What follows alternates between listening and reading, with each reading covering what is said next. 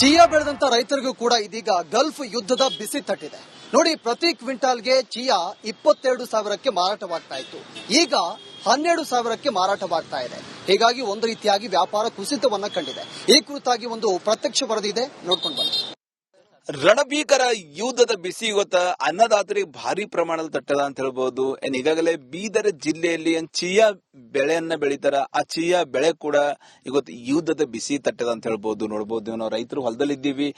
Gulf ಕಂಟ್ರಿಗೆ export ಆಗ್ತಿತ್ತು chia. ಇವತ್ತಿನ ಸಂಪೂರ್ಣವಾಗಿ ಯುದ್ಧ ನಡೀತಾ ಇದ್ದ ಹಿನ್ನೆಲೆಯಲ್ಲಿ ನಿಜಕ್ಕೂ ಚಿಯಾ ಬೆಳೆಗೆ ಯಾರು ಕೇಳಲಾರದಂತ ಪರಿಸ್ಥಿತಿ ಇವತ್ತು ನಿರ್ಮಾಣ ಆಗದ ಅಂತ ಹೇಳ್ಬಹುದು.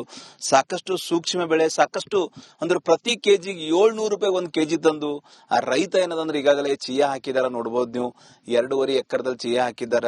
ಲಕ್ಷಾಂತರ ರೂಪಾಯಿ ಲಾಭದ ನಿರೀಕ್ಷೆಯಲ್ಲಿದ್ದಂತ ರೈತ ರಾಜ್ಕುಮಾರ್ ಅವರಿಗೆ ನಿರಾಶೆ ಆಗದ ಅಂತ ಹೇಳ್ಬೋದು. ಗಲ್ಫ್ ಕಂಟ್ರಿ ಈಗಾಗಲೇ ಅಮೆರಿಕ, ಇಸ್ರೇಲ್, ಇರಾನ್ ಮಧ್ಯೆ ನಡೀತಾ ಇದ್ದಂತ ರಣಭೀಕರ ಯುದ್ಧದ ಬಿಸಿ ಅನ್ನದಾತರು ಭಾರಿ ಸಾಕಷ್ಟು ವಲಯಗಳಿಗೆ ಬಿಸಿ ತಟ್ಟದ. ವಿಶೇಷವಾಗಿ ಚಿಯಾ ಬೆಳೆ ಇದೆ. ಆ ಚಿಯಾ ಕೂಡ ಯುದ್ಧದ ಬಿಸಿ ತಟ್ಟದ ಅಂತ ಹೇಳ್ಬೋದು. ಇತರೆ ದೇಶಗಳಿಗೆ, ಭಾರತ ಇತರೆ ದೇಶಗಳಿಗೆ, ಇತರೆ ಕಂಟ್ರಿಗಳಿಗೆ ಎಕ್ಸ್ಪೋರ್ಟ್ ಆಗ್ತಿತ್ತು ಚಿಯಾ. ಆ ಎಕ್ಸ್ಪೋರ್ಟ್ ಆಗದ ಹಿನ್ನೆಲೆಯಲ್ಲಿ ನೋಡಬಹುದು ನೀವು, ಹೊಲದಲ್ಲೇ ಇದೆ, ಇನ್ನೂ ರಾಶಿ ಕೂಡ ಮಾಡಿಲ್ಲ. ಹೀಗಾಗಿ ಬೆಲೆ ಕೂಡ ಕುಸಿತಗೊಂಡದ. ಹೀಗಾಗಿ ನಿಜಕ್ಕೂ ರೈತರು ಎಲ್ಲೋ ಒಂದ್ ಕಡೆ ರಣಭೀಕರ ಯುದ್ಧದ ಬಿಸಿಯಿಂದ, ರಣಭೀಕರ ಯುದ್ಧದ ಹೊಡೆತಕ್ಕ ರೈತರು ಸಂಕಷ್ಟಕ್ಕೀಡಾಗ್ಯಾರ ಅಂತ ಹೇಳ್ಬೋದು. ಕೇಂದ್ರ ಸರ್ಕಾರ ನೆರವು ಬರಬೇಕು. ಈಗಾಗಲೇ ಈ ಒಂದು ಚಿಯಾ ಬೆಳೆಗೆ ಏನದಂದ್ರ ಯುದ್ಧದ ಬಿಸಿ ತಟ್ಟದ. ಹೀಗಾಗಿ ನಮ್ಮ ನೆರವಿಗೆ ಸರ್ಕಾರ ಬರಲೇಬೇಕು ಅನ್ನೋ ಒತ್ತಾಯ ರೈತರದಾಗದ ಅಂತ ಹೇಳ್ಬೋದು. ಕ್ಯಾಮ್ರಾ ಪರ್ಸನ್ ಭರತ್ ಜೊತೆ ನಾನು ಮಲ್ಲಿಕಾರ್ಜುನ್ ಮರ್ಕಲ, ರಿಪಬ್ಲಿಕ್ ಕನ್ನಡ, ಬೀದರ್. ಚಿಯಾ ಬೆಳೆದಂತ ರೈತರಿಗೂ ಕೂಡ ಇದೀಗ ಗಲ್ಫ್ ಯುದ್ಧದ ಬಿಸಿ ತಟ್ಟಿದೆ. ನೋಡಿ, ಪ್ರತಿ ಕ್ವಿಂಟಾಲ್ಗೆ ಚಿಯಾ 22,000ಕ್ಕೆ ಮಾರಾಟವಾಗ್ತಾ ಇತ್ತು. ಈಗ 12,000ಕ್ಕೆ ಮಾರಾಟವಾಗ್ತಾ ಇದೆ. ಹೀಗಾಗಿ ಒಂದು ರೀತಿಯಾಗಿ ವ್ಯಾಪಾರ ಕುಸಿತವನ್ನ ಕಂಡಿದೆ. ಈ ಕುರಿತಾಗಿ ಒಂದು ಪ್ರತ್ಯಕ್ಷ ವರದಿ ಇದೆ, ನೋಡ್ಕೊಂಡು ಬನ್ನಿ. ರಣಭೀಕರ ಯುದ್ಧದ ಬಿಸಿ ಇವತ್ತ ಅನ್ನದಾತರಿಗೆ ಭಾರಿ ಪ್ರಮಾಣದಲ್ಲಿ ತಟ್ಟದ ಅಂತ ಹೇಳ್ಬಹುದು. ಈಗಾಗಲೇ ಬೀದರ್ ಜಿಲ್ಲೆಯಲ್ಲಿ ಚಿಯಾ ಬೆಳೆಯನ್ನ ಬೆಳಿತಾರ. ಆ ಚಿಯಾ ಬೆಳೆ ಕೂಡ ಇವತ್ತು ಯುದ್ಧದ ಬಿಸಿ ತಟ್ಟದ ಅಂತ ಹೇಳ್ಬಹುದು. ನೋಡಬಹುದು, ನಾವು ರೈತರು ಹೊಲದಲ್ಲಿದ್ದೀವಿ.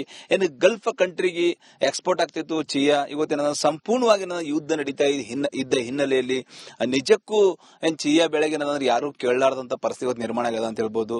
ಸಾಕಷ್ಟು ಸೂಕ್ಷ್ಮ ಬೆಳೆ, ಸಾಕಷ್ಟು ಅಂದ್ರೆ ಪ್ರತಿ ಕೆಜಿಗೆ 700 ರೂಪಾಯಿ ಒಂದು ಕೆಜಿ ತಂದು ಆ ರೈತ ಏನದಂದ್ರೆ ಈಗಾಗಲೇ ಚಿಯಾ ಹಾಕಿದಾರ. ನೋಡಬಹುದು ನೀವು, 2.5 ಎಕರೆದಲ್ಲಿ ಚಿಯಾ ಹಾಕಿದಾರ. ಲಕ್ಷಾಂತರ ರೂಪಾಯಿ ಲಾಭದ ನಿರೀಕ್ಷೆಯಲ್ಲಿದ್ದಂತ ರೈತ ರಾಜ್ಕುಮಾರ್ ಅವರಿಗೆ ನಿರಾಶೆ ಆಗದ ಅಂತ ಹೇಳ್ಬೋದು. ಗಲ್ಫ್ ಕಂಟ್ರಿ ಈಗಾಗಲೇ ಅಮೆರಿಕ, ಇಸ್ರೇಲ್, ಇರಾನ್ ಮಧ್ಯೆ ನಡೀತಾ ಇದ್ದಂತ ರಣಭೀಕರ ಯುದ್ಧದ ಬಿಸಿ ಅನ್ನದಾತರು ಭಾರಿ ಸಾಕಷ್ಟು ವಲಯಗಳಿಗೆ ಬಿಸಿ ತಟ್ಟದ. ವಿಶೇಷವಾಗಿ ಚಿಯಾ ಬೆಳೆ ಇದೆ. ಆ ಚಿಯಾ ಕೂಡ ಯುದ್ಧದ ಬಿಸಿ ತಟ್ಟದ ಅಂತ ಹೇಳ್ಬೋದು. ಇತರೆ ದೇಶಗಳಿಗೆ, ಭಾರತ ಇತರೆ ದೇಶಗಳಿಗೆ, ಇತರೆ ಕಂಟ್ರಿಗಳಿಗೆ ಎಕ್ಸ್ಪೋರ್ಟ್ ಆಗ್ತಿತ್ತು ಚಿಯಾ. ಆ ಎಕ್ಸ್ಪೋರ್ಟ್ ಆಗದ ಹಿನ್ನೆಲೆಯಲ್ಲಿ ನೋಡಬಹುದು ನೀವು, ಹೊಲದಲ್ಲೇ ಇದೆ, ಇನ್ನೂ ರಾಶಿ ಕೂಡ ಮಾಡಿಲ್ಲ. ಹೀಗಾಗಿ ಬೆಲೆ ಕೂಡ ಕುಸಿತಗೊಂಡದ. ಹೀಗಾಗಿ ನಿಜಕ್ಕೂ ರೈತರು ಎಲ್ಲೋ ಒಂದ್ ಕಡೆ ರಣಭೀಕರ ಯುದ್ಧದ ಬಿಸಿಯಿಂದ, ರಣಭೀಕರ ಯುದ್ಧದ ಹೊಡೆತಕ್ಕ ರೈತರು ಸಂಕಷ್ಟಕ್ಕೀಡಾಗ್ಯಾರ ಅಂತ ಹೇಳ್ಬೋದು. ಕೇಂದ್ರ ಸರ್ಕಾರ ನೆರವು ಬರಬೇಕು. ಈಗಾಗಲೇ ಈ ಒಂದು ಚಿಯಾ ಬೆಳೆಗೆ ಏನದಂದ್ರ ಯುದ್ಧದ ಬಿಸಿ ತಟ್ಟದ. ಹೀಗಾಗಿ ನಮ್ಮ ನೆರವಿಗೆ ಸರ್ಕಾರ ಬರಲೇಬೇಕು ಅನ್ನೋ ಒತ್ತಾಯ ರೈತರದಾಗದ ಅಂತ ಹೇಳ್ಬೋದು. ಕ್ಯಾಮ್ರಾ ಪರ್ಸನ್ ಭರತ್ ಜೊತೆ ನಾನು ಮಲ್ಲಿಕಾರ್ಜುನ್ ಮರ್ಕಲ, ರಿಪಬ್ಲಿಕ್ ಕನ್ನಡ, ಬೀದರ್. ಚಿಯಾ ಬೆಳೆದಂತ ರೈತರಿಗೂ ಕೂಡ ಇದೀಗ ಗಲ್ಫ್ ಯುದ್ಧದ ಬಿಸಿ ತಟ್ಟಿದೆ. ನೋಡಿ, ಪ್ರತಿ ಕ್ವಿಂಟಾಲ್ಗೆ ಚಿಯಾ 22,000ಕ್ಕೆ ಮಾರಾಟವಾಗ್ತಾ ಇತ್ತು. ಈಗ 12,000ಕ್ಕೆ ಮಾರಾಟವಾಗ್ತಾ ಇದೆ. ಹೀಗಾಗಿ ಒಂದು ರೀತಿಯಾಗಿ ವ್ಯಾಪಾರ ಕುಸಿತವನ್ನ ಕಂಡಿದೆ. ಈ ಕುರಿತಾಗಿ ಒಂದು ಪ್ರತ್ಯಕ್ಷ ವರದಿ ಇದೆ, ನೋಡ್ಕೊಂಡು ಬನ್ನಿ. ರಣಭೀಕರ ಯುದ್ಧದ ಬಿಸಿ ಇವತ್ತ ಅನ್ನದಾತರಿಗೆ ಭಾರಿ ಪ್ರಮಾಣದಲ್ಲಿ ತಟ್ಟದ ಅಂತ ಹೇಳ್ಬಹುದು. ಈಗಾಗಲೇ ಬೀದರ್ ಜಿಲ್ಲೆಯಲ್ಲಿ ಚಿಯಾ ಬೆಳೆಯನ್ನ ಬೆಳಿತಾರ. ಆ ಚಿಯಾ ಬೆಳೆ ಕೂಡ ಇವತ್ತು ಯುದ್ಧದ ಬಿಸಿ ತಟ್ಟದ ಅಂತ ಹೇಳ್ಬಹುದು. ನೋಡಬಹುದು, ನಾವು ರೈತರು ಹೊಲದಲ್ಲಿದ್ದೀವಿ. ಗಲ್ಫ್ ಕಂಟ್ರಿಗೆ ಎಕ್ಸ್ಪೋರ್ಟ್ ಆಗ್ತಿತ್ತು ಚಿಯಾ. ಇವತ್ತಿನ ಸಂಪೂರ್ಣವಾಗಿ ಯುದ್ಧ ನಡೀತಾ ಇದ್ದ ಹಿನ್ನೆಲೆಯಲ್ಲಿ ನಿಜಕ್ಕೂ ಚಿಯಾ ಬೆಳೆಗೆ ಯಾರು ಕೇಳಲಾರದಂತ ಪರಿಸ್ಥಿತಿ ಇವತ್ತು ನಿರ್ಮಾಣ ಆಗದ ಅಂತ ಹೇಳ್ಬಹುದು. ಸಾಕಷ್ಟು ಸೂಕ್ಷ್ಮ ಬೆಳೆ, ಸಾಕಷ್ಟು ಅಂದ್ರೆ ಪ್ರತಿ ಕೆಜಿಗೆ 700 ರೂಪಾಯಿ ಒಂದು ಕೆಜಿ ತಂದು ಆ ರೈತ ಏನದಂದ್ರೆ ಈಗಾಗಲೇ ಚಿಯಾ ಹಾಕಿದಾರ. ನೋಡಬಹುದು ನೀವು, 2.5 ಎಕರೆದಲ್ಲಿ ಚಿಯಾ ಹಾಕಿದಾರ. ಲಕ್ಷಾಂತರ ರೂಪಾಯಿ ಲಾಭದ ನಿರೀಕ್ಷೆಯಲ್ಲಿದ್ದಂತ ರೈತ ರಾಜ್ಕುಮಾರ್ ಅವರಿಗೆ ನಿರಾಶೆ ಆಗದ ಅಂತ ಹೇಳ್ಬೋದು. ಗಲ್ಫ್ ಕಂಟ್ರಿ ಈಗಾಗಲೇ ಅಮೆರಿಕ, ಇಸ್ರೇಲ್, ಇರಾನ್ ಮಧ್ಯೆ ನಡೀತಾ ಇದ್ದಂತ ರಣಭೀಕರ ಯುದ್ಧದ ಬಿಸಿ ಅನ್ನದಾತರು ಭಾರಿ ಸಾಕಷ್ಟು ವಲಯಗಳಿಗೆ ಬಿಸಿ ತಟ್ಟದ. ವಿಶೇಷವಾಗಿ ಚಿಯಾ ಬೆಳೆ ಇದೆ. ಆ ಚಿಯಾ ಕೂಡ ಯುದ್ಧದ ಬಿಸಿ ತಟ್ಟದ ಅಂತ ಹೇಳ್ಬೋದು. ಏನು ಇತರೆ ದೇಶಗಳಿಗೆ ಭಾರತ ಇತರೆ ದೇಶಗಳಿಗೆ ಇತರೆ ಕಂಟ್ರಿಗಳಿಗೆ ಏನು ಎಕ್ಸ್ಪೋರ್ಟ್ ಆಗ್ತಿತ್ತು ಚೀಯಾ, ಆ ಎಕ್ಸ್ಪೋರ್ಟ್ ಆಗದ ಹಿನ್ನೆಲೆಯಲ್ಲಿ ನೋಡಬಹುದು ನೀವು ಹೊಲದಲ್ಲೇ ಇದೆ, ಇನ್ನೂ ರಾಶಿ ಕೂಡ ಮಾಡಿಲ್ಲ. ಹೀಗಾಗಿ ಬೆಲೆ ಕೂಡ ಕುಸಿತಗೊಂಡದ. ಹೀಗಾಗಿ ನಿಜಕ್ಕೂ ರೈತರು ಎಲ್ಲೋ ಒಂದ್ ಕಡೆ ರಣಭೀಕರ ಯುದ್ಧದ ಬಿಸಿಯಿಂದ ರಣಭೀಕರ ಯುದ್ಧದ ಹೊಡೆತಕ್ಕ ರೈತರು ಸಂಕಷ್ಟಕ್ಕೀಡಾಗ್ಯಾರ ಅಂತ ಹೇಳ್ಬೋದು. ಕೇಂದ್ರ ಸರ್ಕಾರ ನೆರವು ಬರಬೇಕು.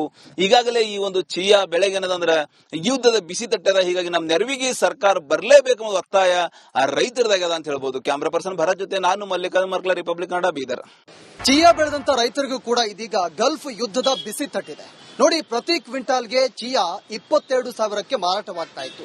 ಈಗ 12,000ಕ್ಕೆ ಮಾರಾಟವಾಗ್ತಾ ಇದೆ. ಹೀಗಾಗಿ ಒಂದು ರೀತಿಯಾಗಿ ವ್ಯಾಪಾರ ಕುಸಿತವನ್ನ ಕಂಡಿದೆ. ಈ ಕುರಿತಾಗಿ ಒಂದು ಪ್ರತ್ಯಕ್ಷ ವರದಿ ಇದೆ, ನೋಡ್ಕೊಂಡು ಬನ್ನಿ. ರಣಭೀಕರ ಯುದ್ಧದ ಬಿಸಿ ಇವತ್ತ ಅನ್ನದಾತರಿಗೆ ಭಾರಿ ಪ್ರಮಾಣದಲ್ಲಿ ತಟ್ಟದ ಅಂತ ಹೇಳ್ಬಹುದು. ಈಗಾಗಲೇ ಬೀದರ್ ಜಿಲ್ಲೆಯಲ್ಲಿ ಚೀಯಾ ಬೆಳೆಯನ್ನ ಬೆಳಿತಾರ, ಆ ಚೀಯಾ ಬೆಳೆ ಕೂಡ ಇವತ್ತು ಯುದ್ಧದ ಬಿಸಿ ತಟ್ಟದ ಅಂತ ಹೇಳ್ಬಹುದು. ನೋಡಬಹುದು, ನಾವು ರೈತರು ಹೊಲದಲ್ಲಿದ್ದೀವಿ. ಗಲ್ಫ್ ಕಂಟ್ರಿಗೆ ಎಕ್ಸ್ಪೋರ್ಟ್ ಆಗ್ತಿತ್ತು ಚೀಯಾ. ಇವತ್ತಿನ ಸಂಪೂರ್ಣವಾಗಿ ಯುದ್ಧ ನಡೀತಾ ಇದ್ದ ಹಿನ್ನೆಲೆಯಲ್ಲಿ ನಿಜಕ್ಕೂ ಚೀಯಾ ಬೆಳೆಗೆ ಯಾರು ಕೇಳಲಾರದಂತ ಪರಿಸ್ಥಿತಿ ನಿರ್ಮಾಣ ಆಗದ ಅಂತ ಹೇಳ್ಬಹುದು. ಸಾಕಷ್ಟು ಸೂಕ್ಷ್ಮ ಬೆಳೆ, ಸಾಕಷ್ಟು ಅಂದ್ರೆ ಪ್ರತಿ ಕೆಜಿಗೆ 700 ರೂಪಾಯಿ ಒಂದು ಕೆಜಿ ತಂದು ಆ ರೈತ ಏನದಂದ್ರೆ ಈಗಾಗಲೇ ಚೀಯಾ ಹಾಕಿದಾರ. ನೋಡಬಹುದು ನೀವು, 2.5 ಎಕರೆದಲ್ಲಿ ಚೀಯಾ ಹಾಕಿದಾರ. ಲಕ್ಷಾಂತರ ರೂಪಾಯಿ ಲಾಭದ ನಿರೀಕ್ಷೆಯಲ್ಲಿದ್ದಂತ ರೈತ ರಾಜ್ಕುಮಾರ್ ಅವರಿಗೆ ನಿರಾಶೆ ಆಗದ ಅಂತ ಹೇಳ್ಬೋದು. ಗಲ್ಫ್ ಕಂಟ್ರಿ ಈಗಾಗಲೇ ಅಮೆರಿಕ, ಇಸ್ರೇಲ್, ಇರಾನ್ ಮಧ್ಯೆ ನಡೀತಾ ಇದ್ದಂತ ರಣಭೀಕರ ಯುದ್ಧದ ಬಿಸಿ ಅನ್ನದಾತರು ಭಾರಿ ವಲಯ, ಸಾಕಷ್ಟು ವಲಯಗಳಿಗೆ ಬಿಸಿ ತಟ್ಟದ.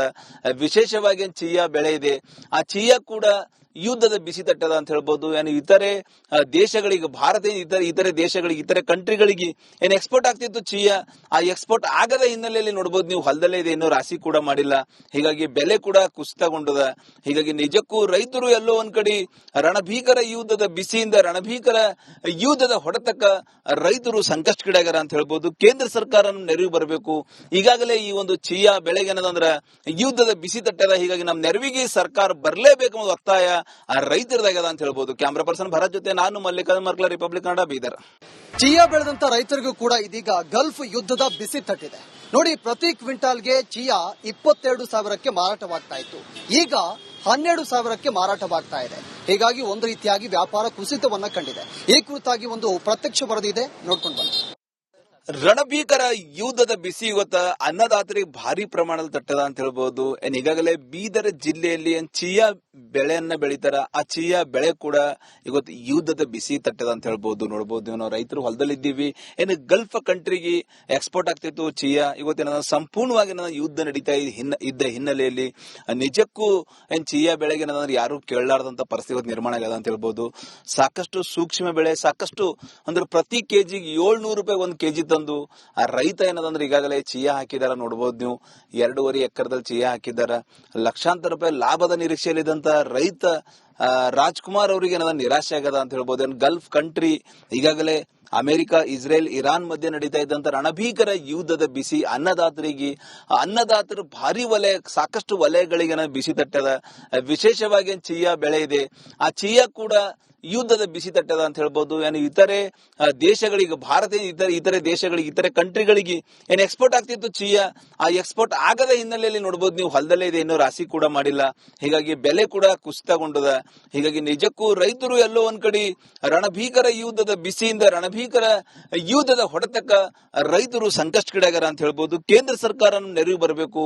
ಈಗಾಗಲೇ ಈ ಒಂದು ಚೀಯಾ ಬೆಳೆಗೆ ಏನದಂದ್ರ ಯುದ್ಧದ ಬಿಸಿ ತಟ್ಟದ. ಹೀಗಾಗಿ ನಮ್ಮ ನೆರವಿಗೆ ಸರ್ಕಾರ ಬರಲೇಬೇಕು ಅನ್ನೋ ಒತ್ತಾಯ ಆ ರೈತರದಾಗ್ಯದ ಅಂತ ಹೇಳ್ಬೋದು. ಕ್ಯಾಮ್ರಾ ಪರ್ಸನ್ ಭರತ್ ಜೊತೆ ನಾನು ಮಲ್ಲಿಕಾರ್ಜುನ್ ಮರ್ಕಲ, ರಿಪಬ್ಲಿಕ್ ಕನ್ನಡ, ಬೀದರ್.